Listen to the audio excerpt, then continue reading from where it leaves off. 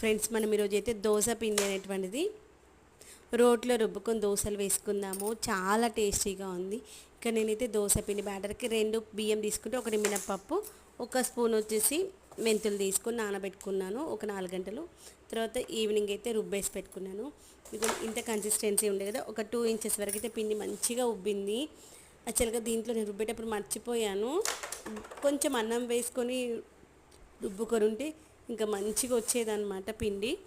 దీంట్లో కొంచెం మార్నింగ్ లేసాక పిండి పులుస్తుంది కదా, పులిసిన తర్వాత దాంట్లో మనము రుచి తగినంత సాల్ట్, వాటర్ కన్సిస్టెన్సీ అటువంటి సెట్ చేసుకొని దోశ అయితే వేసుకోవాలి. పెంక పైన కొంచెం ఆయిల్ వేసి ఉల్లిగడ్డతో మంచిగా రుద్దేస్తే దోశ మంచిగా వస్తుంది. రుద్దిన తర్వాత దోశ అటువంటి స్ప్రెడ్ చేసుకొని 2 సైడ్లో కాల్చుకోవాలి, కొంచెం ఆయిల్ అటువంటి వేసుకొని. అంతే, ఈజీ అన్నమాట. ఇలా ఎంతమందికి రోట్లో రుబ్బినటువంటి దోశ పిండితో దోశలు ఇష్టం, కామెంట్ సెక్షన్లో